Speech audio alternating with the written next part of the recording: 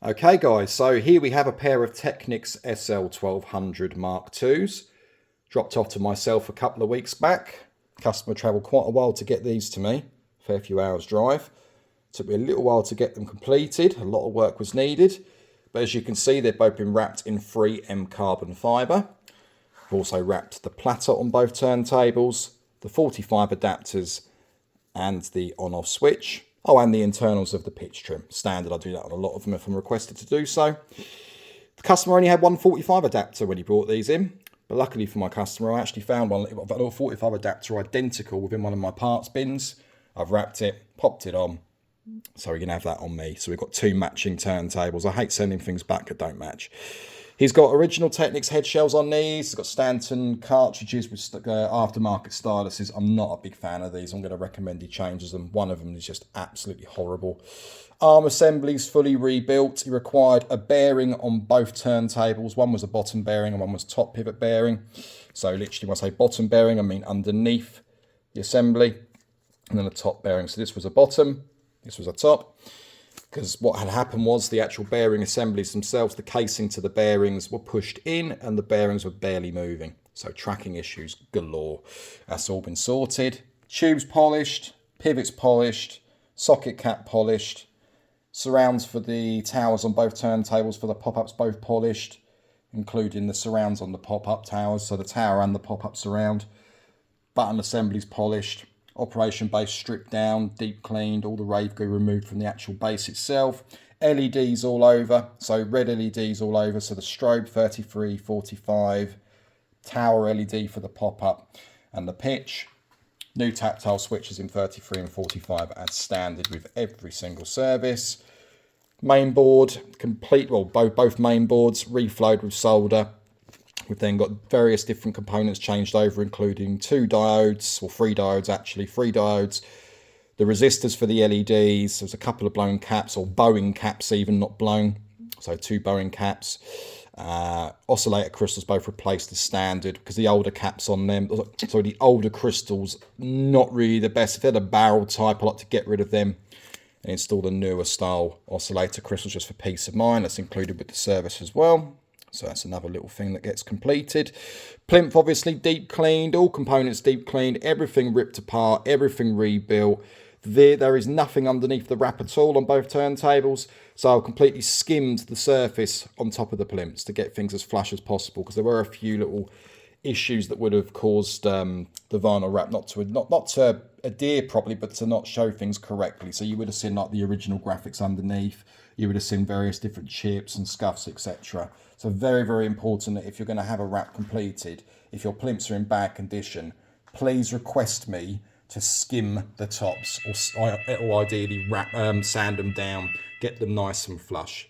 If you don't want to do this and you'd rather have it so that you can remove the wrap at a later date, then obviously I recommend you do not skim the top, otherwise you'll have nothing underneath and you'll be in a world of pain. So both platters have both been polished, very clean in comparison to how they were before. I'm very happy with the outcome of these. Same thing goes to the strobe towers and the arm assemblies, like I've already stated, the towers. Custom audio cables, internal grounding on both turntables, no grounding cables required, so literally just plug them in and away you go. And yeah, they've been cleaned to an inch of their life. Rubber bases deep cleaned. Foot surrounds on these, as you can see, have also been machine polished, so lovely and shiny. Gets years and years and years worth of rave goo off of them. They never seem to get cleaned, so they have been this time. Everything's been stripped. X-ray red slip mats on them, complementing the red lighting. And there we go. Sockets have also been removed on these at the back. In fact, say removed, I mean wrapped. There wasn't actually any sockets on these. So the actual back plates have been flushed down and vinyl wrapped. The weave is all going in the same direction. So if you look at the way the weave goes on this, when you look at the back sockets, it goes in the same direction as the weave. Just for peace of mind, just looks very nice and everything all tallies up well. So if you've got people looking at the back of your turntables, if you're taking them to events, and just for your own peace of mind, you know everything is finished correctly.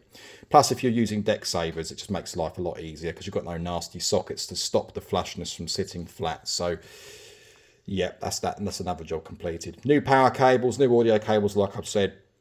One thing I'll say about vinyl wrapping, if you have got lots of chips, scuffs, and just not in the best of condition, If you don't want to remove your original coating and you do decide that you want to keep them original and you want to get them wrapped but maybe remove the wrap at a later date with a little bit of heat, you can do this. But the best wraps to go for is actually carbon fibre and the camouflage wraps. They are the best wraps to go for if you want to try and cover or hide corrosion marks, scratches, chips, and the original graphics. You're going to see something, it's not going to be perfect, but I'd rather have a textured wrap over a flat finish, just a single colour or style, because the texture on these helps build the wrap up just a little bit thicker, and it's that little extra thickness that helps cover any impurities that you've got on your plimps. So if you do want to go down the route of wrapping your turntables, having me wrap your turntables, and you don't want to remove the original coating on top and you want to revert them a year or two down the line, then like I say, carbon fibre, camouflage wraps 100%. Also very important is the weave orientation. I've mentioned this a few times before. As you can see here with the on-off switch on, the weave changes, so you can see it here, and obviously because of the angle as well. But it's very important with the weave orientation. I've had quite a few turntables in over the years that have been wrapped by certain competitors and people that tried to have a go themselves, where you'll have one weave going down, as you can see on here, then you'll have another one going down the other way, or you'll have it going up. Weird angles. It just doesn't look right. I mean, if you've got weave orientation going the other way, so you've got one turntable going down one way, one going down the other way, and they're both on the separate ends of your deck stand, that would look pretty cool. But this, it's best to have them in uniform. And if you do add a third deck, or you've got 4 turntables, I have customers that have 4 decks, if it's all in the same orientation, it just looks so much better, in my own personal opinion. It's also very important that when you apply the wrap down, that you actually get the boxes for the weave flush. So this is a lot of trial and error over the years taken me to do this, but you can see here with the way that the weave is implemented here underneath the pitch box area.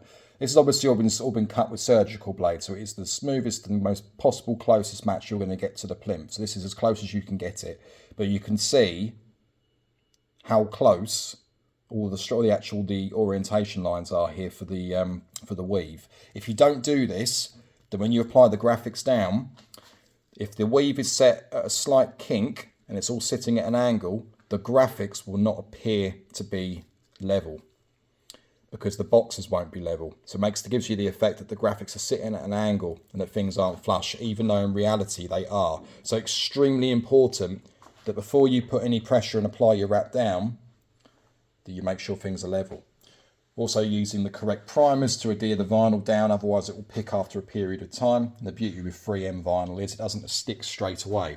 So the idea is you can maneuver it round and get it into the correct position without risk of the adhesion just sticking down like poo to a blanket. That's the last thing you need, because you'll be ripping it up, popping heat on it, and if there's any corrosion or anything underneath, it will stick to the adhesion once you put pressure down. So you have to be very, very careful. Not using cheap vinyl. Cheap vinyl's terrible for that. 3M's fantastic. You can heat it again. Goes back to its original orientation. So if you do bend anything, heat, you can just put a little bit of heat, and it goes back to its original shape. But years and years and years of trial, error, practice. I've been wrapping with 3M for over 10 years now. Not just turntables, guys. We're talking bikes, even sign writing, anything you can think of that you could stick vinyl to, I've done over the years. But mainly my track bikes and road bikes. As you all know, I rode motorbikes. So vinyls, decals, I had a vinyl printer. A lot of hard work goes into this. But there we go. So another pair of 1200 Mark IIs for you. These are going to be leaving today, like I've already stated. They'll be boxed up in about 10 minutes time. Ready to get back to my customer tomorrow. And I look forward to seeing his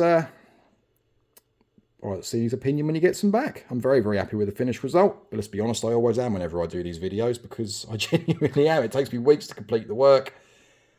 So standing back and admire them, something I really enjoy doing. So let me know what you think, guys. Any questions, fire them over on the email address, sales@justtechnics, and the Just Technics email, both found on the justtechnics.co.uk website. Cheers, guys. See you later.